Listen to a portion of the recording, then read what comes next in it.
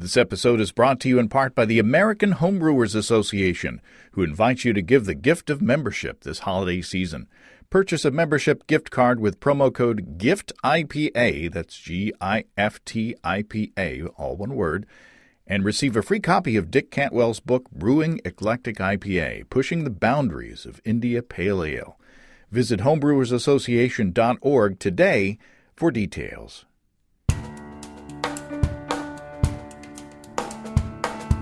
Welcome to Basic Brewing Radio for Thursday, December 12th, 2019. I'm James Spencer. Here at Basic Brewing Radio, we're all about home brewing.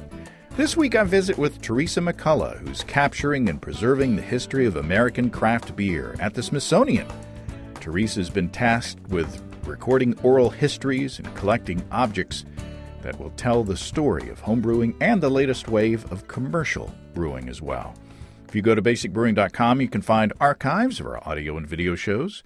If you go to basicbrewingshop.com, you can find our DVDs, our brewers' logbooks, and other Basic Brewing gear. You can follow me on Twitter and Instagram at Basic Brewing and find our show page on Facebook as well. We have a cool Basic Brewing app on iTunes and Amazon.com, and we're found all over the place where fine podcasts are served up. And if you want to support us financially, check out patreon.com/basicbrewing, and thanks to everybody who's helping out in that way very, very much. If you go to patreon.com/basicbrewing, you can see a long list of stuff that you can access if you sign up as a supporter. This past Friday, I posted our video episode to the public of my split batch of simple cider that was half bottled plain and the other half with cinnamon whiskey, and I think it turned out pretty good. This evening, as I record this, Steve and I are planning to get together to shoot a video episode on my dry-hopped 15-minute Saison. It's a take on an extract beer that I've brewed in the past. This time, I took a bunch of leftover hops, several different kinds, 107 grams in total, over 3 ounces, and I dry-hopped the beer post-fermentation with all of those hops in one bag. And the hops combined with the Imperial Rustic yeast in some pretty interesting and spicy ways. And hoping Steve will like it. And we've been accused of liking every beer we taste, but I can guarantee you that's not true. Some you don't see, and we have had some video episodes where we did talk about experiments or recipes that didn't come out exactly like we had hoped. So that's how you learn. You mess up. And speaking of messing up, Steve and I are also planning to record our annual disaster show this evening, and thanks very much to everybody who sent in a story. We broke a record.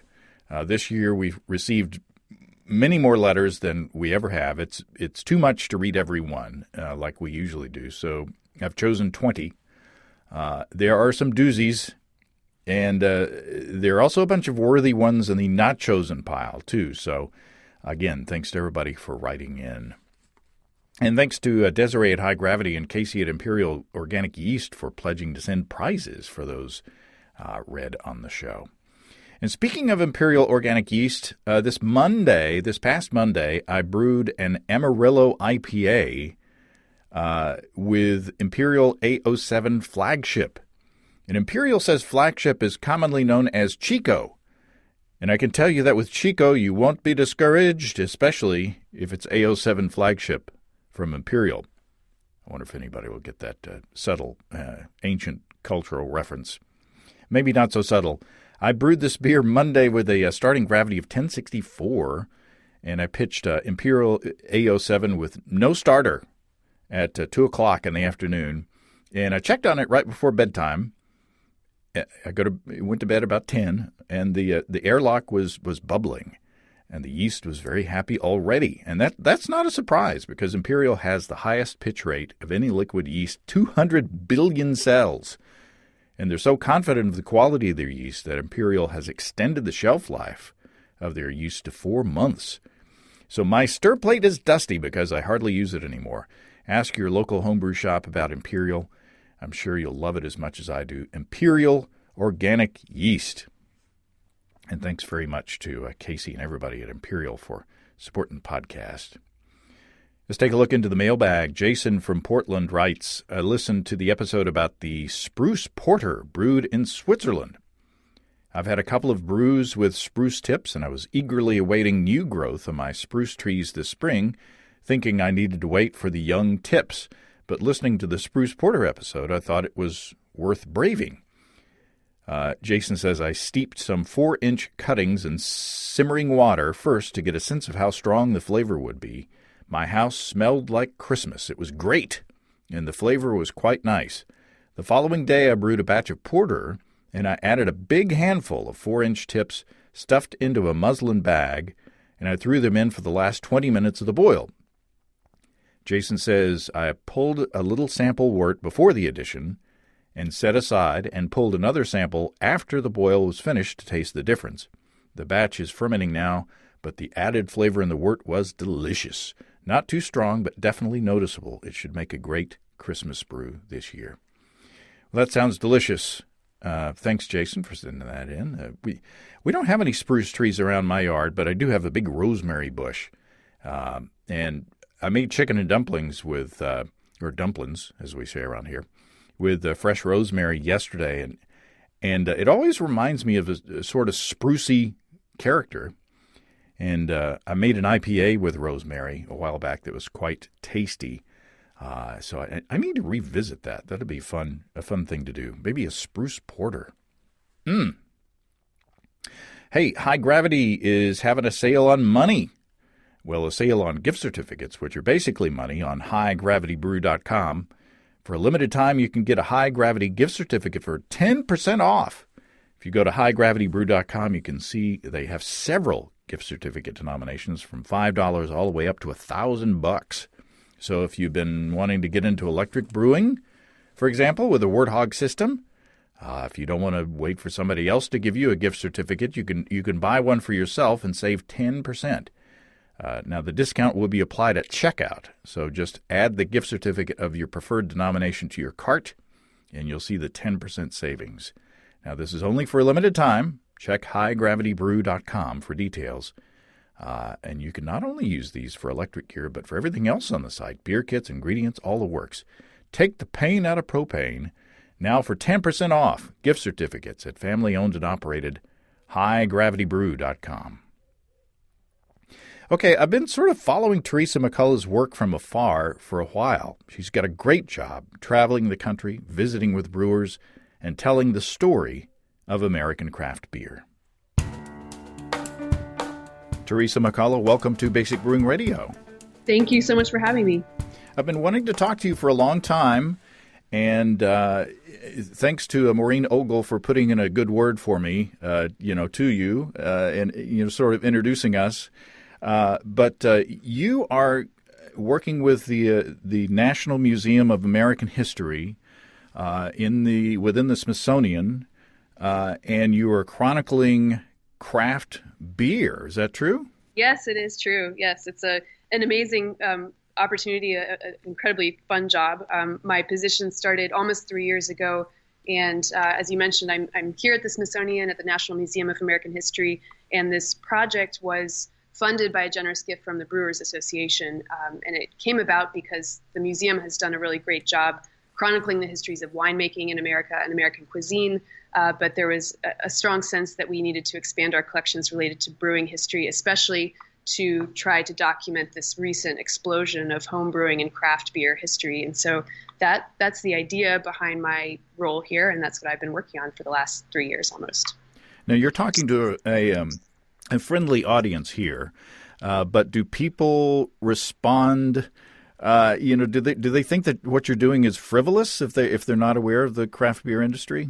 That's one immediate reaction. I mean, I think as I travel around, I find sometimes people are amazed and amused, but always intrigued and envious, and all of those emotions. To me, as a historian, those are hooks. I always say beer is just an incredibly wonderful, malleable tool to engage people in thinking about history, but in a really important way, because most Americans, beer figures into their life stories. Even if they don't drink beer themselves, they had a dad or a mom or a brother who drinks beer, enjoyed beer, maybe makes beer at home, and I have not found anyone yet who cannot draw a connection between their own life story and beer. And so what that does is helps people see themselves and their families and their communities within the broader stretch of American history. And that's really what this whole museum is about.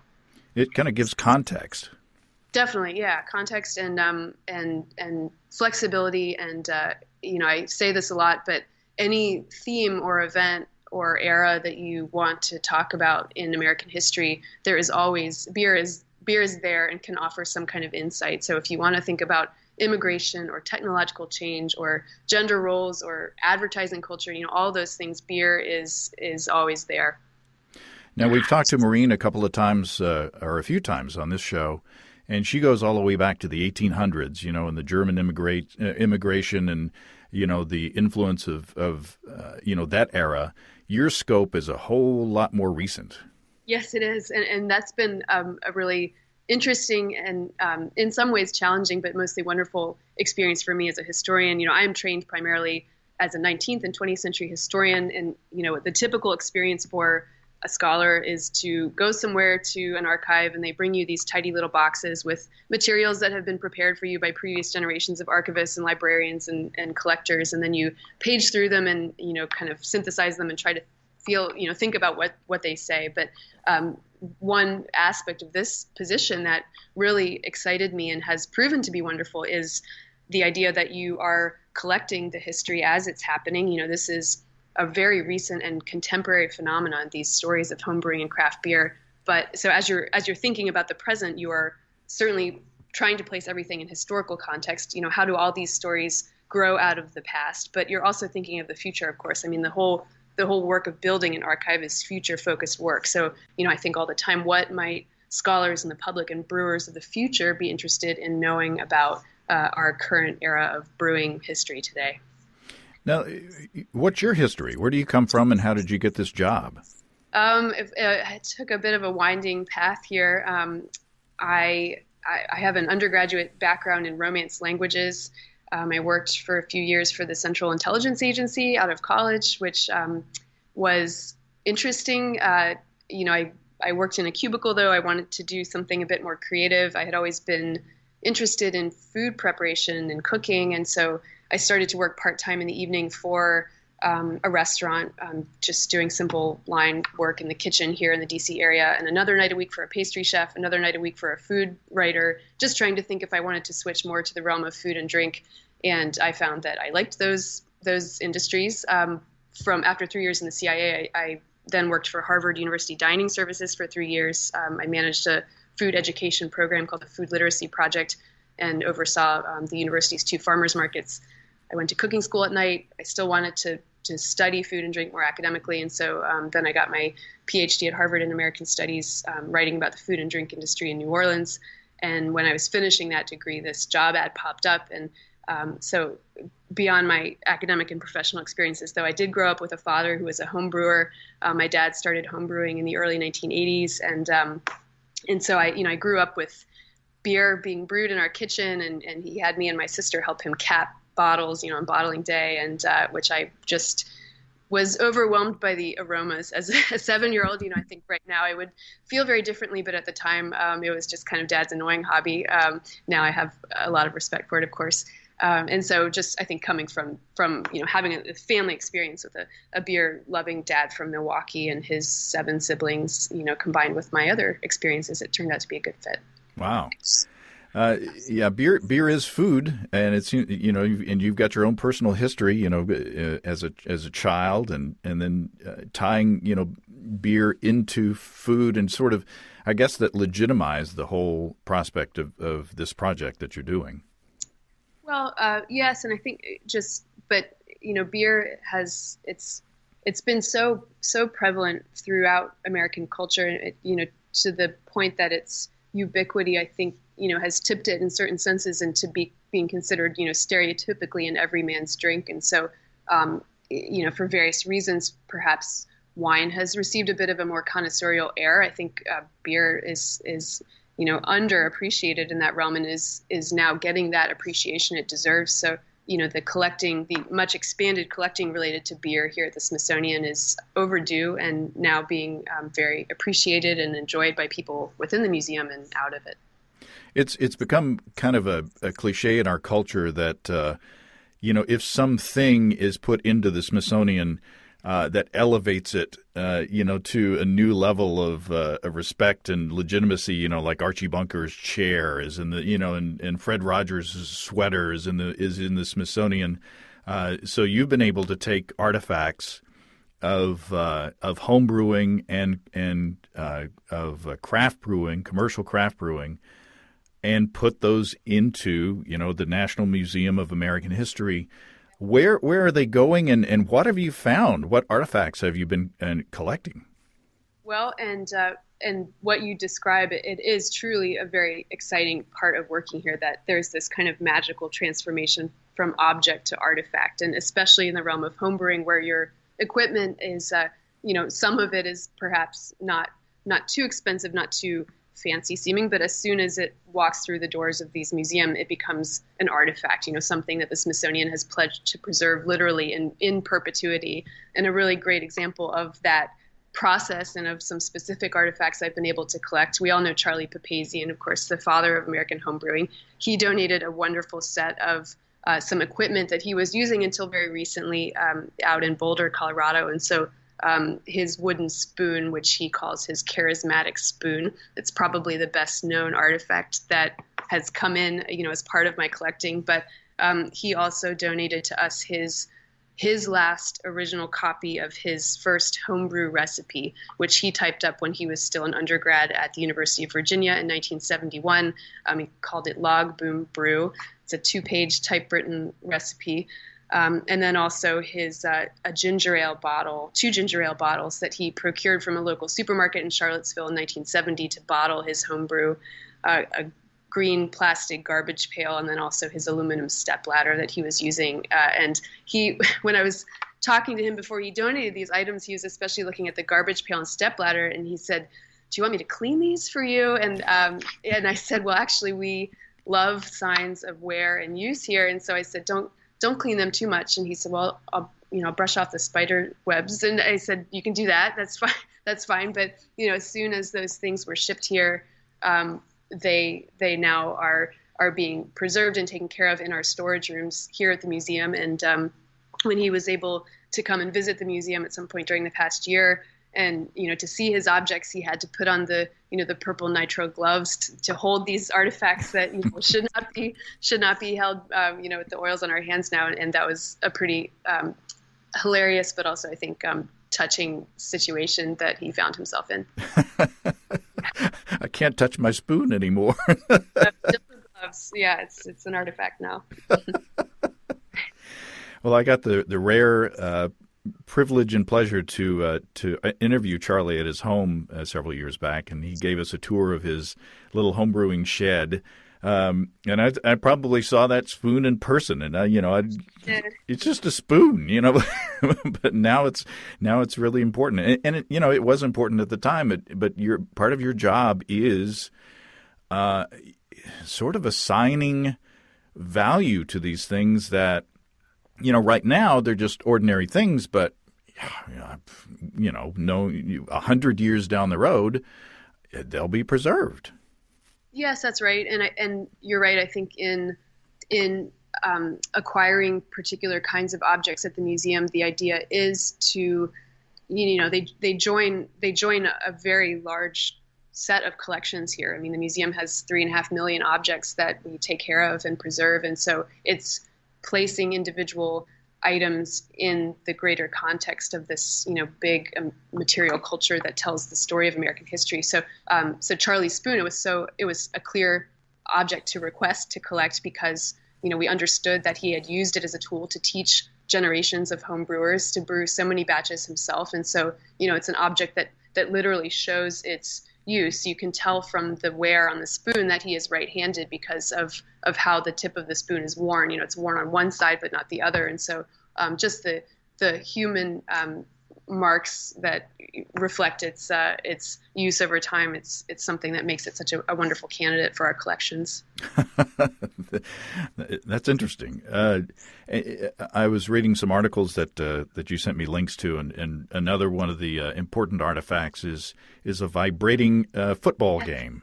Yes, yes. This is a very recent acquisition, one that was really fun to collect from Sam Calagione at Dogfish Head Craft Brewery. He, of course, began as a home brewer, and to the extent that when they opened their first brew pub in Rehoboth Beach, Delaware, he started brewing with a homebrew setup. He had a little Sabco 10-gallon, brewing setup, and so he donated to us his original boil kettle from this set of equipment, which, it's topped with a kitchen pot top. It certainly shows the kind of thrifty and do-it-yourself ethos of many American homebrewers. But then also this vintage vibrating football game that he used to invent this technique of continual hopping. And so, he likes to tell the story of how he was watching a cooking show and watching a chef continuously sprinkle pepper into a pot of soup. And Sam thought, well, why couldn't I do that with hops, with my beer? Sprinkle it, dose it continuously rather than in one go or a couple. And so he went out to a thrift store and bought this vibrating football game and rigged it up over his boil kettle and used the vibrations to, gently but continuously shake his pelletized hops into his beer. And so, so we have these two pieces of equipment here, and it's just awesome to be able to display that kind of object on the same table as, a piece of brewing equipment from the late 19th century that we, already had in our collections here to kind of show this continuum of creativity and growth. And it looked like from the photograph that there was still hop residue on the game. That possibly, there's wear on the top of the game, and I did ask him, is this from your brewing? And he wasn't quite sure if it was from brewing or just from being an already vintage piece of equipment. But it's again well loved and well used, and that's what we like to see. Yeah, there's something about, you can read histories, but there's something about being in the same space as an object that really connects you to the history. Like, for instance, we went to the Museum of Flight in Seattle recently, and we're in the same room as, the Apollo 11 command module, and one of Buzz Aldrin's gloves and his face shield, that were actually on the moon. And, it was an emotional experience for me, and I can't describe why, but the fact that you do get to see these things, it really does connect people to the story. Yes, I agree. And that's, this maybe is a bit of a tangent, but while I've been doing all this collecting for the last semester, I've been teaching a course at George Washington University for their museum studies program. And my class it's called Museum History and Theory. And some of the readings that we've been doing have focused on this just the very special and kind of hard to describe quality of having a physical object in front of you in a museum. Just for a very long time in our history, it's been special to be able to see a physical thing that has been, handled by someone special or important or been in a particular place at a particular moment. And, it's just a kind of memorable and special quality that sets museums apart from other different, from other kinds of institutions. And so in this building, yes, we have Charlie Spoon, we have the ruby slippers from the Wizard of Oz. We have the top hat that Abraham Lincoln was wearing in the evening he was assassinated. We have the original Star Spangled Banner, and so it's just this range of national treasures. Some of which are known to all of us from their time in the cultural and political spotlight, and some of them are treasures because we use them every day in our lives. And beyond the things, which are important, maybe more important, you're collecting oral histories. You're actually going to places across the country and talking to these explorers or these pioneers and getting the story straight from the source. Yes, and it's just, that's probably been the most gratifying thing that I've done in my work so far, is to travel around the country and to meet with professional brewers and home brewers and artisan maltsters in Wellington, Colorado, and just all the range of people who compose the brewing industry today. And so I've been recording oral histories with all of these people, and they will be preserved. It's a kind of archive of voices here at the Smithsonian, and accessible to anyone who is interested. But several very interesting home brewers have been a part of that project so far, including Annie Johnson, who's currently the brewmaster in residence at Pico Brew. She won the Home Brewer of the Year award in 2013 and was also the first African-American brewer to win that award. And Tony Amendolia, who runs a homebrew supply shop in Richmond, Virginia. The list goes on, especially among craft professional brewers who began their careers as home brewers. And you got to come to Northwest Arkansas, my neck of the woods, to talk to Jack McAuliffe of New Albion. Yeah, an incredibly special experience this past March. A colleague and I flew to northwestern Arkansas. You live in a beautiful place, as I mentioned before, and it was really wonderful to be able to visit Jack in his home and to record with him and to hear his recollections of his career and see some of the things that he's kept throughout the years. And I will say, as exciting since my visit to him, I've been able to kind of keep chipping away at the New Albion story. And so just a couple weeks ago, I flew out to Seattle, Washington, and was able to record an interview with Susie Dennison, who, along with Jane Zimmerman, they helped Jack open New Albion Brewing Company in 1976. Susie and Jane, they supplied the capital, the funding necessary to open the brewery, and she recalled kind of with a chuckle that she had a van, and that was appealing to Jack when they met in Sonoma in 1975 or so, I believe. And her van was used to deliver their beer initially when they were distributing their very small quantity of beer that they were producing. And so it's been interesting and really special to see how one interview can lead to another, and hopefully the knit together those will provide a pretty complete history. What are the forces that converged to make craft beer what it is today? I mean, it seems like it started out, with Jack and New Albion. Maureen calls New Albion the most important failed brewery in the history of the country, or something like that. So it started in kind of fits and starts, but gains so much momentum, whereas today it's kind of an explosion.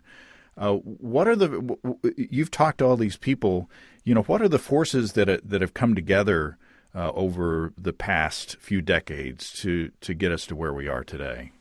Yeah, and that's the great big picture question. When microbreweries started to open, especially in the West and in Colorado and in New England, first in the mid 70s and then very slowly in the late 70s, early 80s. There was certainly a lot of interest, among the media, especially among those who were discerning in terms of what they like to eat. And so, when I talked to Ken Grossman from Sierra Nevada, he remembered that their beer was initially successful because it was, in part because it was sold in health food stores, or, especially in Northern California, there was this curiosity and excitement about beer as part of a bigger movement in producing local foods and in understanding beer and wine and food as something that could be, produced at a small scale with locally made ingredients, and as a way that you could kind of signal your autonomy as a consumer to choose this beer rather than other imported beers. But I think over the years it's attracted obviously an increasing amount of investment, and now we see bigger companies and investment firms interested in beer and brewing that in a way that was never possible in the early years of microbrewers. Yeah, we're sort of entering into another phase. We had the growth period. And the sort of acceptance of craft beer as a real thing, and small breweries getting big.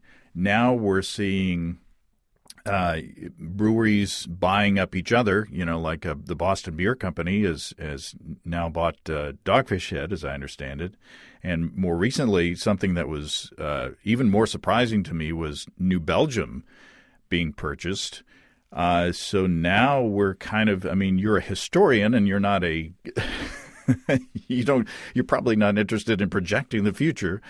But we are entering into it feels like to me a different phase. Yes, definitely. And this is always a question I have for brewers when I visit them, what's the future of beer in America? And they throw it back to me and they say, well, you've talked to, a lot of us, but what are we all saying at the same time? And certainly that is the great question. I think a lot of brewers are just looking at the bottom line. They feel like the most profitable future for them is to focus on just a purely local consumer base, not trying to package, maybe opening up a couple tap rooms in a city or a region, seeing that as a more sustainable model going forward rather than trying to become a regional brewery. And certainly, there's a clear sense that striving to be a national brewery is not realistic for the vast majority of breweries that are opening. And so in a way, it's a really fascinating turn back to almost a pre-prohibition model of very small breweries who are really embedded in communities and serving very local customer bases, and with their tap rooms creating these kind of community hubs where people can enjoy a kind of third space, a social space that is really unique within the community. But I think there's certainly unease or wariness might be a better term among brewers that I've met with. And I spoke with one person who said that if you brew really good beer and have a very smart, sustainable business model, those are the two necessary ingredients to kind of get you through whatever is happening and coming. If you're kind of lacking in one of those areas, then you might need to worry a bit. Yeah, that's a good point. It seems like we are kind of come full circle, whereas, the first craft brewers were like, brew pubs and small organizations or small businesses. And then there was a growth period where a lot of people wanted to be as big as possible. But now, like you said, there are a lot of breweries opening in Northwest Arkansas that had no ambitions at all to even be regional. They just want to be a small shop and they just want to serve their local population. Yeah, that's what I'm hearing all over the country. Wow. So you're talking to all these different people.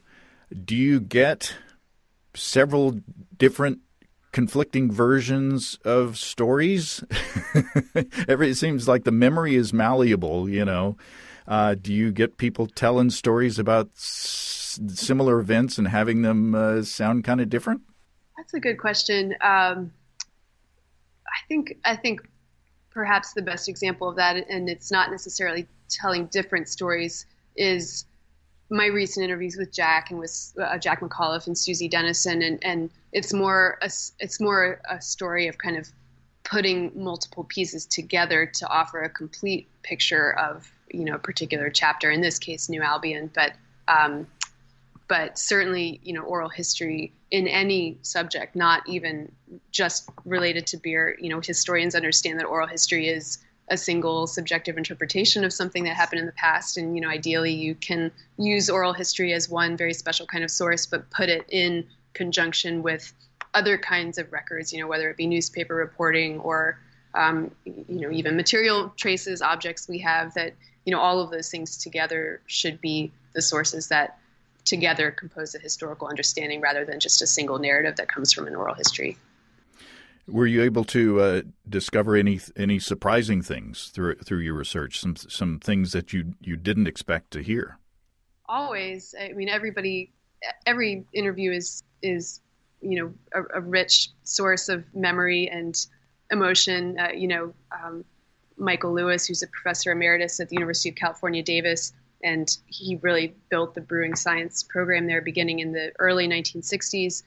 And I recorded an interview with him in spring of 2017, just as he kind of traced in his memory the path of his career. And he recalled an early mentor that he had when he was still studying in England, and got a bit emotional just thinking about this wonderful teacher that he had decades ago. And clearly this person was not present in the interview except in Michael's memory, and just, to sit across from someone and see them going through past moments and be moved by them and, explain how past people and places and experiences, combined to make Michael such an important teacher himself. I mean, that's just a wonderful thing to see. I mean, in terms of a kind of interesting, surprising fact, I hadn't seen this elsewhere, but Ken Grossman at Sierra Nevada, he shared that the first restaurant that put his pale ale on the menu was Alice Waters Chez Panisse in Berkeley, California, which opened in 1971.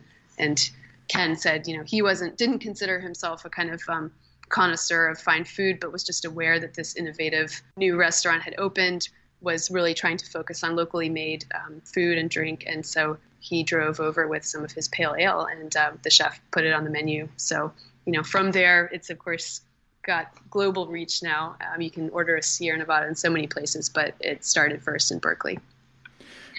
Where can people access your research, or where can people see what you've been collecting? Sure. So if you are able to come to the museum, we welcome everyone, of course, to the museum. It's free. The objects that are in the collections here and on display, they belong to the American public. And so I'm very thrilled to say that after 2.5 years of planning, there are now brewing objects that are on display in an exhibit here at the museum. On the ground floor of the museum, we have an exhibit called Food Transforming the American Table. And Julia Child's kitchen is the crown jewel of this collection. The entire kitchen was collected from Cambridge, Massachusetts in 2001, brought down to the museum, reinstalled here.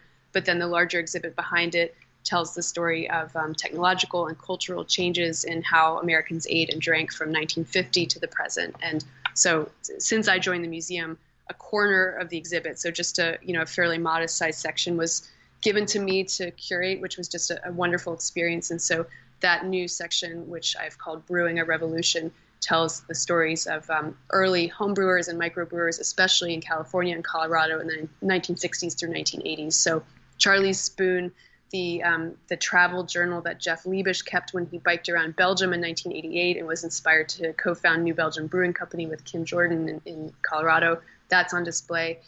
Some wonderful, colorful artifacts from Buffalo Bill's Brewery, which was one of the first brew pubs in the nation in Hayward, California, opened in 1983.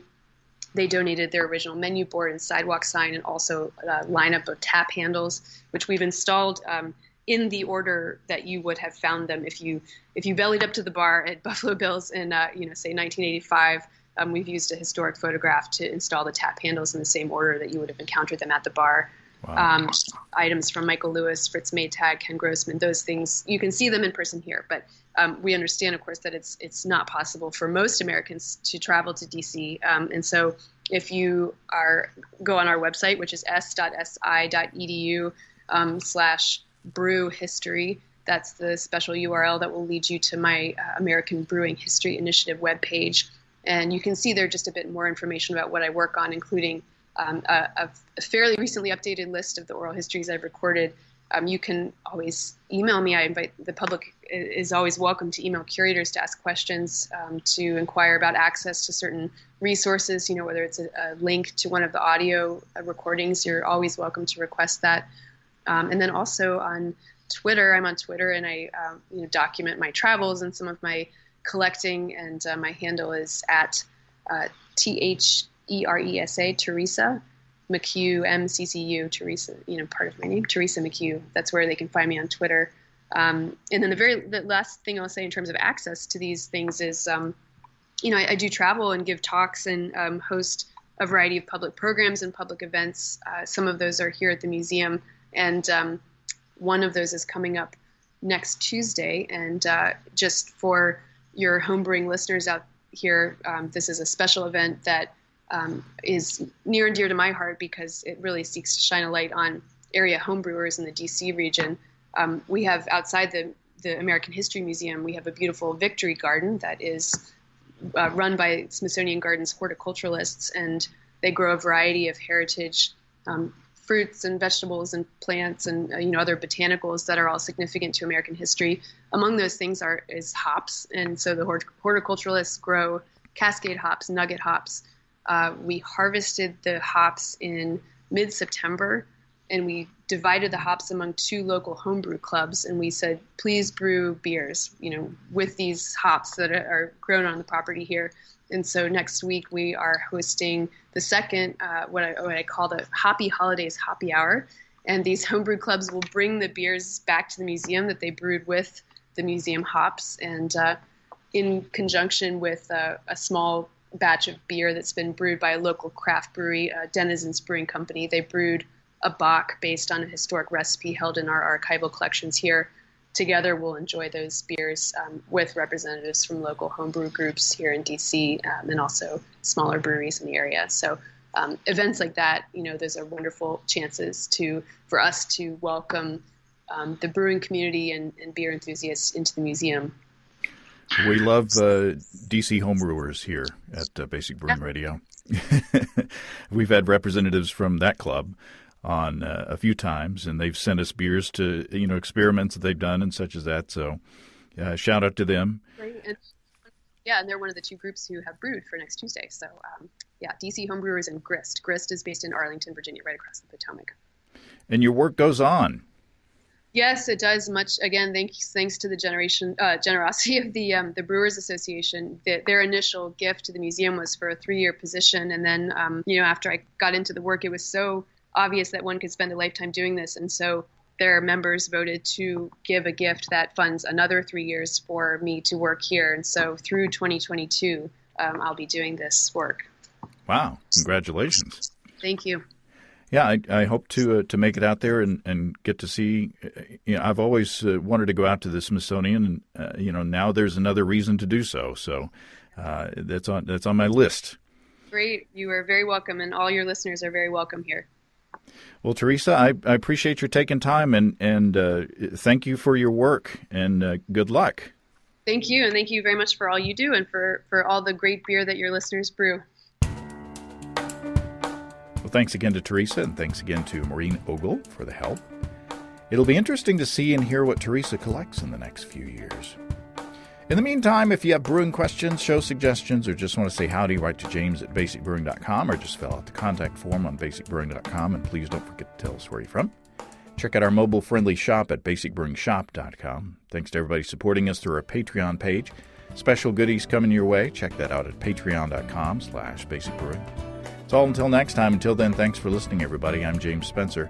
Production help for Basic Brewing Radio and our website is provided by Kelly Dotson. Basic Brewing Radio is a production of Active Voicing. We'll talk to you next time, everybody. So long.